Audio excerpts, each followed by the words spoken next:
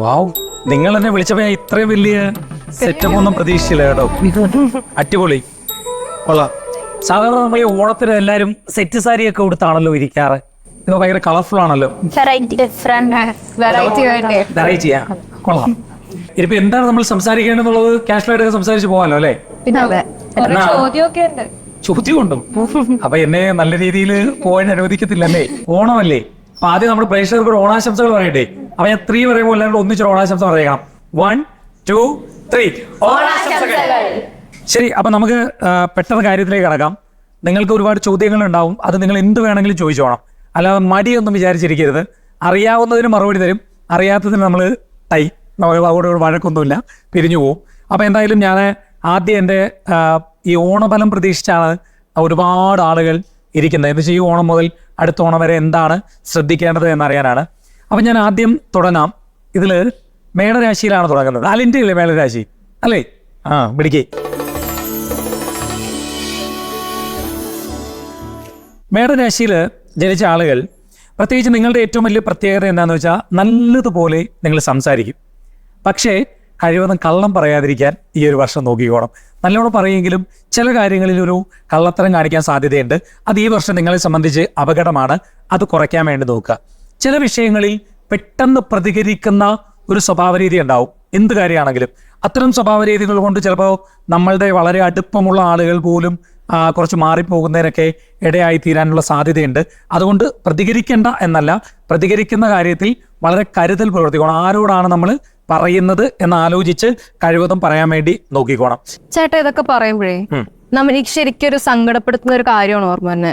കഴിഞ്ഞ മാസം നമുക്ക് ഇപ്പൊ മഴ കാരണം ഉരുൾപൊട്ടലുണ്ടായി, കുറെ പ്രകൃതി നാശങ്ങൾ നമുക്ക് കേരളത്തിന് തന്നെ നടുക്കുന്ന പോലത്തെ ഒരു സംഭവം വയനാട്ടിൽ നടന്നു. അപ്പൊ ഞാൻ ചോദിക്കുന്നത്, നിങ്ങളെ പോലത്തെ ജ്യോതിഷന്മാർക്ക് ഇങ്ങനെ പ്രെഡിക്റ്റ് ചെയ്യാൻ പറ്റുമെങ്കിൽ ഈ കാര്യത്തിനല്ലാണ്ട് നമുക്ക് എന്തുകൊണ്ട് അങ്ങനത്തെ കാര്യത്തിൽ പ്രെഡിക്റ്റ് ചെയ്ത് എത്ര ജീവൻ നമ്മളിപ്പോ രക്ഷിച്ചാന്?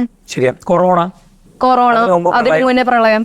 ശരിയാണ്. ഇങ്ങനെ ഒരുപാട് പേര് ചോദിക്കുന്ന ഒരു ചോദ്യമാണ്, അങ്ങനെയാണെങ്കിൽ ഇതെന്താണ് പ്രെഡിക്റ്റ് ചെയ്യാൻ പറ്റാത്തതെന്ന്. ശരിക്കും ഈ ജ്യോതിഷം എന്ന് പറയുന്നത് ഒരു പ്രഡിക്ഷൻ ആണ് എന്ന് ചിന്തിക്കുന്നിടത്താണ് ആ പ്രശ്നം.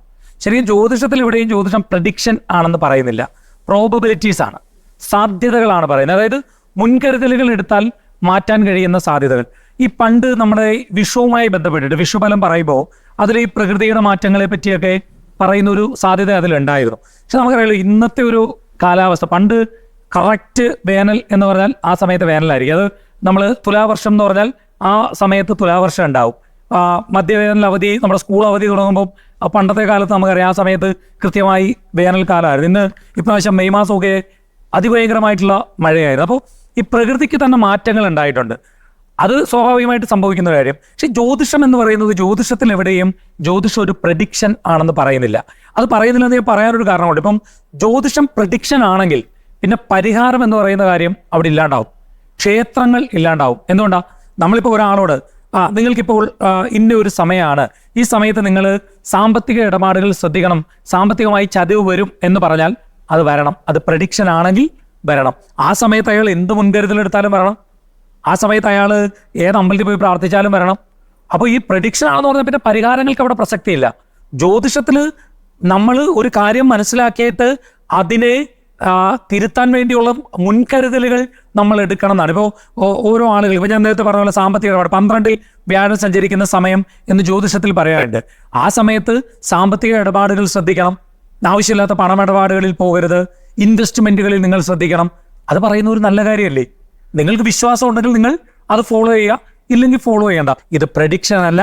പ്രഡിക്ഷൻ ആക്കാൻ ശ്രമിക്കുന്നവർ ജ്യോതിഷത്തിന് എതിരായിട്ട് പറയുന്നു എന്ന് മാത്രമേ എനിക്ക് പറയാൻ കഴിയൂ. ഇനി നമുക്ക് ഇടവരാശിയാണ് പറയേണ്ടത്. എനിക്ക് തോന്നുന്നു ഇടവരാശിയുടെ ഒരു ശരീര പ്രകൃതി, മുഖഭാവം ആൾറേക്കാണോ തോന്നുന്നു? ഇടവരാശിയല്ലേ? നമ്മളെ ഇടവരാശിക്കാര് നിങ്ങളെപ്പോഴും സ്വന്തം പ്രയത്നം കൊണ്ട് തന്നെ ജീവിതത്തിൽ വലിയ നേട്ടങ്ങൾ ഉണ്ടാക്കാൻ കഴിയുന്ന ആളുകളാണ്.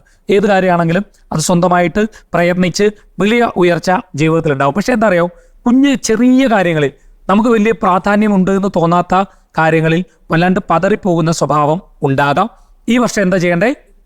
പക്ഷെ അത് മാറ്റണം. എന്തെങ്കിലും പുതിയ പുതിയ ആശയങ്ങളൊക്കെ മനസ്സിലൊതുക്കുകയും അത് ചെയ്യാനൊക്കെ കഴിയുന്ന ആളുകളാണ്. ഇപ്പോൾ വലിയ മുതിർന്ന ആളുകൾ, ഇപ്പോൾ മോളല്ല കുറച്ചുകൂടെ മുതിർന്ന ആളുകളാണെങ്കിൽ ബിസിനസ് സംരംഭങ്ങളൊക്കെ ചെയ്യുവാനൊക്കെ കഴിയുന്ന ഒരു രീതി നിങ്ങളെ സംബന്ധിച്ചുണ്ട്. പക്ഷേ നിങ്ങൾ എപ്പോഴും പാർട്ട്നേഴ്സിനെ തിരഞ്ഞെടുക്കുമ്പോൾ അത് വളരെ ശ്രദ്ധിക്കണം. അലസന്മാരായിട്ടുള്ള പാർട്ട്ണർമാർ വന്നാൽ അത് നിങ്ങളെ സംബന്ധിച്ച് അപകടമാണ്. കാരണം നിങ്ങൾ ഭയങ്കര വർക്കോളിക് ആവുകയും ആ പാർട്ട്ണർ ഭയങ്കര അലസത സ്വഭാവമുള്ള ആകുകയും ചെയ്താൽ അത് നിങ്ങളെ സംബന്ധിച്ച് വളരെയേറെ ബുദ്ധിമുട്ടുണ്ടാകും. നല്ല ധാരണാശക്തിയുള്ള ഒരു വ്യക്തിത്വമാണ് നിങ്ങളെ സംബന്ധിച്ചുള്ളത്. അതുകൊണ്ട് ഏത് കാര്യത്തെ പറ്റിയും നല്ലതുപോലെ ഓർമ്മിച്ച് വെക്കാനുള്ള ഒരു കഴിവുണ്ട്. നിങ്ങൾ ശ്രദ്ധയോടുകൂടി കാര്യങ്ങൾ കേൾക്കുന്നില്ല എന്നുള്ളൊരു പ്രശ്നമാണ്. ഞാനിപ്പോൾ ആദ്യം ചോദിച്ച ഏതെങ്കിലും കാര്യം ഇവിടെ ക്വസ്റ്റ്യനായിട്ട് ചോദിച്ചാൽ ഇപ്പം മറന്നിട്ടുണ്ടാവും. എന്തുകൊണ്ടാണ്? ആ സമയത്ത് മനസ്സ് വേറെ എവിടെയോ പോയിട്ടുണ്ട്. അപ്പോൾ ഈ വർഷം എന്ത് വേണം? മനസ്സിനെ വേറെങ്ങും വിടാതെ ശ്രദ്ധയോടുകൂടി കേൾക്കാൻ നോക്കണം. നമ്മൾ ഇത്രയും നാളും നമ്മളെ നോക്കിയത് നമ്മുടെ പാരൻസ് ആണ്. ഇനി അങ്ങോട്ട് നമ്മൾ ഒരു പാർട്ട്ണറെ സെലക്ട് ചെയ്യുകയാണ്.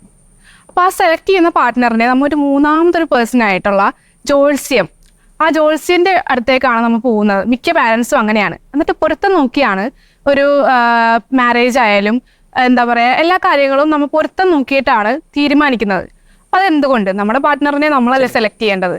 അതൊരു മൂന്നാമതൊരാൾ, ഒരു ബന്ധവുമില്ലാത്ത ഒരാൾ എന്തുകൊണ്ട് അത് സെലക്ട് ചെയ്യുന്നു? ശരിയാണ് മോൾ പറയുന്നത്. ഒരു വിശ്വാസത്തിന്റെ ഭാഗമായിട്ടാണ് പലപ്പോഴും പൊരുത്തം നോക്കൽ എന്നുള്ളൊരു കർമ്മം ചെയ്യുന്നത്. ഇതൊരു സജഷനായിട്ട് നിങ്ങൾ എടുത്താൽ അതൊരു വലിയ പ്രശ്നം വരുന്നില്ല. ശരിക്കും ഈ പൊരുത്തം എന്ന് പറയുന്നത് ഒരു ക്യാരക്ടർ സ്റ്റഡിയാണ്. ഈ ജാതകം എന്ന് പറയുന്നത് പോലും ഒരു ക്യാരക്ടർ സ്റ്റഡിയാണ്, ഒരാളുടെ സ്വഭാവത്തെ പറ്റിയുള്ള പഠനമാണ്. അതുകൊണ്ട് നമ്മൾ ഈ പൊരുത്തത്തെ മാത്രം വിശ്വസിച്ചുകൊണ്ട് ഒരിക്കലും ഒരു കല്യാണം നടക്കില്ല. ഞാൻ ഉദാഹരണമായിട്ട് മോളോട് ഒരു കാര്യം ചോദിക്കട്ടെ. മോക്ക് ഒരു കല്യാണാലോചന വന്നോ? വരുമ്പോ ഭാവി വന്നൂന്നിരിക്കട്ടെ, ഇപ്പൊ ചിന്തിക്ക് വന്നു. ആ ഒരു ജോത്സ്യന്റെ അടുത്ത് പോയി, അപ്പനും അമ്മയും കൂടെ മോളും കൂടെ പോയി എന്ന് വെച്ചോ. അവിടെ ചെന്നപ്പോൾ ജോത്സ്യൻ പറയുന്നു ഇതിൽ 9 പൊരുത്തം ഉത്തമമാണ്, ജാതകങ്ങൾ തമ്മിൽ നല്ലവണ്ണം ചേരും, ദശാസന്ധി ദോഷങ്ങളൊന്നുമില്ല. അത് ജ്യോതിഷത്തിൽ നോക്കുന്ന പൊരുത്തവുമായി ബന്ധപ്പെട്ട് നോക്കുന്ന 3 കാര്യങ്ങളിൽ ഒന്നാണ് ദശാസന്ധി. അതില്ല. പക്ഷെ നമ്മൾ ആ പയ്യനെ പറ്റി അന്വേഷിക്കുമ്പോൾ അയാള് ഒരു സാമൂഹ്യ വിരുദ്ധനായിട്ടുള്ള ഒരാളാണ്. എന്നുവെച്ചാൽ സമൂഹത്തിൽ കൊള്ളാത്ത സ്വഭാവങ്ങളുള്ള ഒരാളാണ്, ഒരു വ്യക്തിത്വമില്ലാത്ത ആളാണ്, ഉത്തരവാദിത്തങ്ങളില്ലാത്ത ആളാണ്, വളരെ മോശമായ സാഹചര്യത്തിൽ ഇപ്പോൾ അങ്ങനെ ജീവിച്ചു വരുന്ന ഒരാളാണെങ്കിൽ ഈ പൊരുത്തം മാത്രം ഉത്തമമാണെന്ന് പറഞ്ഞാൽ വീട്ടുകാർ സമ്മതിക്കുക കല്യാണത്തിന്? ഇല്ല. മോള് സമ്മതിക്കുക കല്യാണം? അപ്പോൾ അതായത് ഒരാളെ നമ്മൾ തിരഞ്ഞെടുക്കുമ്പോൾ ഇത്തരത്തിലുള്ള പൊരുത്തം മാത്രമല്ല, അവരുടെ സ്വഭാവ രീതികൾ, പലതരത്തിലുള്ള ഘടകങ്ങൾ അതെല്ലാം നോക്കണം. അവരുടെ കുടുംബ പൊരുത്തം നോക്കണം, വിദ്യാഭ്യാസ പൊരുത്തം നോക്കണം, ജോലിയുടെ പൊരുത്തം നോക്കണം. അതൊന്നും ജ്യോതിഷത്തിലൂടെ മാത്രം നോക്കാൻ കഴിയുന്നതല്ല. ജ്യോതിഷം തന്നെയാണ് പറയുന്നത് നിങ്ങൾ ഈ നക്ഷത്രപ്പൊരുത്തവും ജാതകപ്പൊരുത്തവും മാത്രമല്ല ഇത്തരത്തിലുള്ള കാര്യങ്ങൾ നോക്കണം എന്ന് പറഞ്ഞിട്ട് നമ്മൾ ഒരു തേർഡ് പേഴ്സന്റെ ഒപ്പീനിയൻ എടുക്കുന്നു എന്നുള്ളത് മാത്രമേ ഇതിലെടുക്കാം. അല്ലാതെ 10 പൊരുത്തം ഉത്തമമായാൽ നിങ്ങളുടെ ദാമ്പത്യ ജീവിതം ഭയങ്കര കളർഫുൾ ആയിട്ട് പോകും എന്നൊരിക്കലും ചിന്തിക്കാൻ വേണ്ടി പാടില്ല. അതൊരു സജഷനാണ്. മകീരത്തരയും തിരുവാതിരയും പുണർദത്തിൽ മുക്കാലും ചേരുന്ന മിഥുന രാശി. നമുക്ക് അമലേന്ദുവിനെ പിടിച്ചാലോ? അമലേന്ദു മിഥുനല്ലേ? അമലേന്ദു പ്രവർത്തനങ്ങളിൽ ധൃതി കാണിക്കുന്ന ഒരു സ്വഭാവരീതി പൊതുവിലുണ്ട്. എന്ന് വെച്ചാൽ പെട്ടെന്നെല്ലാം നടക്കണം എന്നുള്ള സ്വഭാവരീതി. പക്ഷേ അതൊന്ന് സമാധാനമാക്കാൻ ഈ വർഷം ഒന്ന് പരിശ്രമിക്കുന്നത് നിങ്ങളെ സംബന്ധിച്ച് നല്ലതാണ്. നല്ല ആത്മവിശ്വാസമുള്ള ഒരു വ്യക്തിത്വമാണ് നിങ്ങളെ സംബന്ധിച്ചുള്ളത്. ഏത് കാര്യവും ഏറ്റെടുക്കാനും ഏത് കാര്യത്തെ സംബന്ധിച്ചും അഭിപ്രായങ്ങളൊക്കെ പറയാനും എല്ലാം നിങ്ങളെ സംബന്ധിച്ച് കൊള്ളാം. പക്ഷേ ഈ വർഷം കഴിവതും സാഹസികമായിട്ടുള്ള കാര്യങ്ങളിൽ പോയി ഇറങ്ങണ്ടെന്ന് പറയുന്നില്ല, പക്ഷെ ശ്രദ്ധിച്ച് മാത്രം ഇറങ്ങാൻ വേണ്ടി ഒന്ന് ശ്രമിക്കുന്നത് ഒന്ന് നല്ലതാണ്. പിന്നെ ആരുടെയും പൂർവ്വകാലമോ ചുറ്റുപാടുകളോ ഒന്നും നോക്കാതെ അവർക്ക് വലിയ സഹായങ്ങളൊക്കെ ചെയ്യുന്ന ഒരു സ്വഭാവ രീതി നിങ്ങളെ സംബന്ധിച്ച് ഉണ്ടാകാം. ഈ വർഷം ഏറ്റവും ശ്രദ്ധിക്കേണ്ടത് ഒരാളെ മനസ്സിലാക്കി ഇറങ്ങുന്ന നല്ല, ഇല്ലെങ്കിൽ അപവാദങ്ങൾക്കൊക്കെയുള്ള സാധ്യതകൾ നിങ്ങളെ സംബന്ധിച്ച് വളരെ കൂടുതലായിട്ട് കാണുന്നുണ്ട്. ഏത് കാര്യവും ചെയ്യുവാനുള്ള കർമ്മകുശലത നിങ്ങളെ സംബന്ധിച്ച് ഉണ്ട്. പക്ഷെ മറ്റുള്ളവരുടെ കാര്യത്തിലൊക്കെ അത് തെറ്റായി നിങ്ങൾ വ്യാഖ്യാനിക്കുന്ന ഒരു രീതി ഉണ്ടാകാം. ആ സ്വഭാവം ഒന്ന് മാറ്റാൻ ശ്രമിക്കുന്നത് നിങ്ങളെ സംബന്ധിച്ച് കൂടുതൽ വളരെ ഗുണകരമാണ്. എപ്പോഴും നിങ്ങളുടെ ജീവിതത്തിലൊരു ഏറ്റക്കുറച്ചിലുണ്ടാവും. ഇങ്ങനെ കുറച്ച് നല്ലോണം പോവും, ടക്കെന്ന് താഴെ പോരും, കുറച്ച് നല്ലോണം പോവും, ടക്കെന്ന് താഴെ പോരും. അപ്പോൾ നിങ്ങൾ താഴ്ചകൾ ഉണ്ടാകുമ്പോൾ അതിൽ പതറാതെ കൂടുതൽ ആത്മവിശ്വാസത്തോടുകൂടി മുന്നോട്ട് പോയാൽ തീർച്ചയായിട്ടും ഈ ഒരു വർഷം നിങ്ങൾക്ക് വലിയ നേട്ടങ്ങൾ ജീവിതത്തിൽ ഉണ്ടാകാൻ സാധിക്കും. അത് പറഞ്ഞപ്പോൾ എനിക്കൊരു ഡൗട്ട് തോന്നിയത്, ലൈക്ക് നമ്മൾ ഈ നക്ഷത്രമൊക്കെ നോക്കുന്നത് രാത്രി 12 തൊട്ട് ഉച്ച 12 ആ ഒരു ഇതിലാണ് നോക്കുന്നത്. ഇപ്പൊ ഒരു എക്സാമ്പിൾ പറയുകയാണെങ്കിൽ എൻ്റെ ഒരു ഫ്രണ്ട് ഉണ്ട്, അവൾ ജനിച്ച സമയത്ത് അവളുടെ പേരൻസ് ഒരു നക്ഷത്രം അവരുടെ മനസ്സിലുണ്ടായി. പക്ഷെ ഈ ഇടയ്ക്ക് അവര് ജ്യോതിഷന്റെ അടുത്ത് ചോദിക്കാൻ പോയപ്പോ ഇതറിയാൻ പോയപ്പോ കാണിച്ച വേറൊരു നക്ഷത്രം അവർ കണ്ടത്. അതെന്തുകൊണ്ടാണ് അങ്ങനെ കാണിച്ചത്? അപ്പോ ജ്യോതിഷത്തിൽ ജാതകങ്ങൾ എടുക്കുമ്പോൾ അല്ലെങ്കിൽ നക്ഷത്രം കണ്ടുപിടിക്കുമ്പോൾ അതില് ടൈം മാത്രമല്ല, IST സമയം ഇതിന് ബാധകമേ അല്ല. IST സമയം വെച്ചിട്ടല്ല ഈ ജാതകം ഗണിക്കുന്നതും എഴുതുന്നതും. ഇതിന് ഉപയോഗിക്കുന്നത് അക്ഷാംശവും രേഖാംശവും വെച്ചിട്ടാണ്. അതായത് ഇപ്പൊ തിരുവനന്തപുരത്ത് ജനിക്കുന്ന ഒരു കുട്ടിയുടെ അതേ ടൈമിൽ കൊച്ചിയിൽ ഒരു കൊച്ചു ജനിച്ചാൽ ശരിക്കും ജാതകം തന്നെ തെറ്റും. അത് ദുബൈയിലൊക്കെ ജനിക്കുന്ന കുട്ടികളെ പണ്ട് 1.5 മണിക്കൂർ മുമ്പോട്ടാക്കിയിട്ട് ഇവിടെ എഴുതാറുണ്ട് ജാതകം. തെറ്റാണത്. അവിടുത്തെ അക്ഷാംശവും രേഖാംശവും വെച്ചിട്ട് കണ്ടുപിടിക്കണം. ശരിക്കും ഒരു തവണ എനിക്കൊരു അനുഭവം ഉണ്ടായാണ്. തിരുവനന്തപുരത്ത് ആണെന്ന് കരുതി ഒരു കുട്ടിയുടെ നാളെടുക്കുകയും പിന്നീട് ആലപ്പുഴയിലാണ് ആ കുട്ടി ജനിച്ചത് എന്ന് പറഞ്ഞ് നോക്കുകയും ചെയ്യുമ്പോൾ നാള് തന്നെ മാറിപ്പോയി. അപ്പൊ അതുകൊണ്ട് ഒരിക്കലും ചിന്തിക്കരുത് 12 മണി മുതൽ 12 മണി വരെയാണ് നാളെ എന്ന്. ഇത് നമ്മളിപ്പോൾ ഈ സംസാരിച്ചു കൊണ്ടിരിക്കുന്ന ഈ ടൈം, ഈ സമയത്ത് വേണമെങ്കിലും ഒരു നാള് മാറാം. അങ്ങനെ ഒരുപാട് പേർക്ക് അബദ്ധം സംഭവിച്ചിട്ടുണ്ട്. എല്ലാവരും 12 മണി എന്നൊക്കെ വിചാരിച്ചിരുന്നിട്ട് നമ്മൾ കലണ്ടറിൽ നാള് കാണുമ്പോൾ അതാണ് നാളെന്ന് ചിന്തിക്കും. ഈ കലണ്ടറിൽ നാള് കഴിയുമ്പോൾ ഒരു എഴുതി വെക്കും, ഒരു പിന്നെ നാഴിക വിനാഴിക. ചിലപ്പോൾ നമുക്ക് കാണുമ്പോൾ മനസ്സിലാകില്ല. ഉദയത്തിന് ഏത് നാളാണോ അത് മാത്രമേ കലണ്ടറിൽ എഴുതാറുള്ളൂ. ഉദയം കഴിഞ്ഞിട്ട് ചിലപ്പം ഇന്നിപ്പോൾ ഉദയം 6:18 എന്ന് വിചാരിക്കുക. 6:17 6:19 ഒരു കൊച്ചു ജനിച്ച 6:17 ഒരു കുട്ടി ജനിച്ചാലും പിറ്റേ ദിവസത്തെ ആ നാളെ എഴുതി വെക്കത്തുള്ളൂ. 6:19 നാള് മാറുന്നതെങ്കിലും ആ തലേ ദിവസത്തെ നാളെ എഴുതി വെക്കാറുള്ളൂ. അപ്പൊ നമ്മൾ വിചാരിക്കും അന്ന് മൊത്തം ആ നാളാണെന്ന്. അത് അങ്ങനെയല്ല.